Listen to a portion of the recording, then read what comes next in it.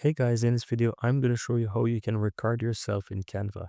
All you have to do is go ahead and ensure that you click on upload on the left side. Once you click on upload on the left side, you'll find option upload file and record yourself. You can click on record yourself. Now you can choose, they have option for record your talking head, or you can record your screen if you want that, or you can use AI generated voice. Let's say I wanted to just simply record my screen. I can go ahead and I can click on record screen. It's going to go ahead and pop right up.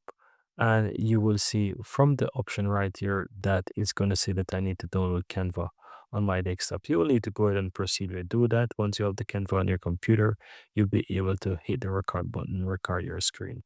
The other option, as you saw there, was to record your talking head. You can click on record talking head.